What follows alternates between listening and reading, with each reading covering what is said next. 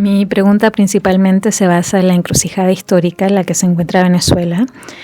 Todos sabemos que las elecciones por sí solas no resolverán los profundos problemas del país y muchos coinciden en que es necesario un pacto de convivencia que considere la urgencia de una reforma política integral y la emergencia humanitaria inmediata para avanzar hacia la recuperación económica y la estabilidad.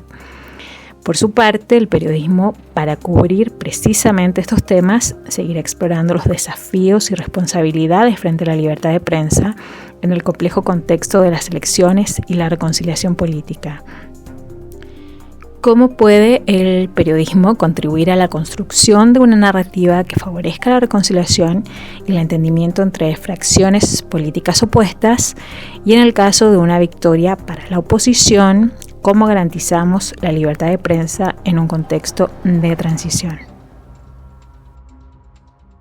Reflexión con preguntas que hace Andrea González Villablanca. Ella es periodista chilena. Ella hace una reflexión sobre la encrucijada que atraviesa Venezuela y me gusta esto que ella dice. Todos sabemos que las elecciones por sí solas no resolverán los profundos problemas del país.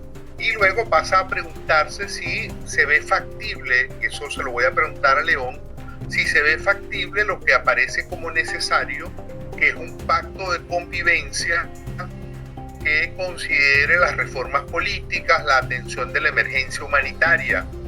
Te dejo esa pregunta, León. ¿Eso se ve factible en Venezuela hoy? Y la otra pregunta que también hace Andrea, aquí la gente está haciendo varias preguntas, tiene que ver con la libertad de expresión, precisamente. ¿Cómo imaginarse las garantías para la libertad de expresión en un eventual contexto de transición? Bien, Andrés, no es, digamos, la primera vez que Venezuela ha tenido procesos de transiciones y ha habido cierto aprendizaje en el pasado sobre el papel del periodismo y el papel de pronto de esa convivencia ciudadano-periodista necesaria para dotar a un momento de cierta calma y ciertas garantías de continuidad.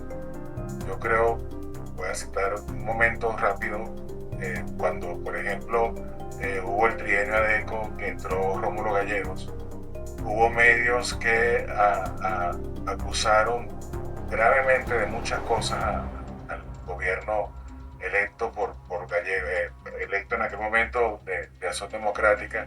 Lo acusaron de sectario, lo acusaron de no ocuparse y de alguna manera propiciaron un poco que se montara la junta militar de gobierno que gobernó de una manera férrea, con una dictadura muy fuerte al país durante 10 años.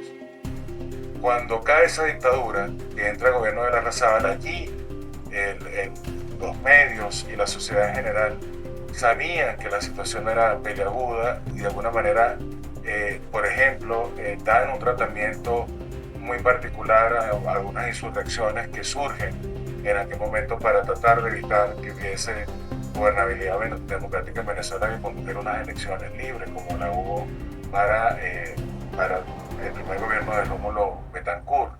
En ese momento, por ejemplo, debo recordar que hubo un ministro de la Defensa de Huérfano Larrazábal, que era Castro León, que de alguna manera no solo renuncia, rechazado por algunas declaraciones que recordaban inclusive tiempos de Gómez, sino que además intenta atentar contra el gobierno de Larrazábal, intenta también hacerlo contra Betancourt, termina encarcelado y hubo hasta un paro de medios para evitar que esa tendencia tomara fuerza. Después hubo otras insurrecciones, digamos, muy fuertes en la época de Betancourt, que de alguna manera recibieron un tratamiento de la prensa buscando respaldar la tendencia democrática en el país.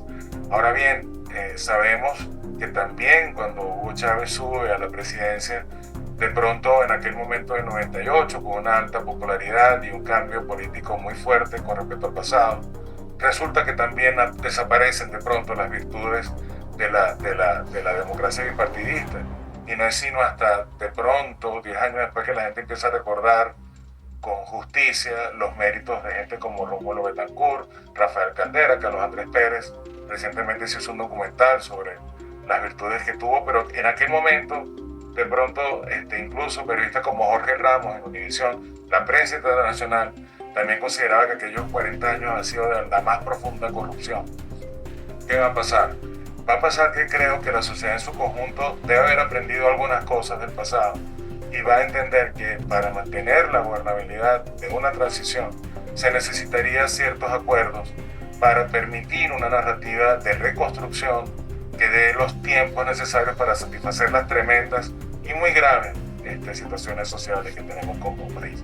Eso es lo que yo creo. Creo que sí creo que ha habido un crecimiento en el periodismo, ha habido un crecimiento a la pluralidad de voces, desde el periodismo independiente, iniciativas digitales como Efecto Cocuyo, Armando Info, Pro Da Vinci, por citar solo algunas, han permitido que los medios crezcan en conciencia y crezcan en participación, y creo que sí estamos preparados para dar ese paso y crecer como sociedad. Habrá, por supuesto, ciertos conatos de muchas cosas.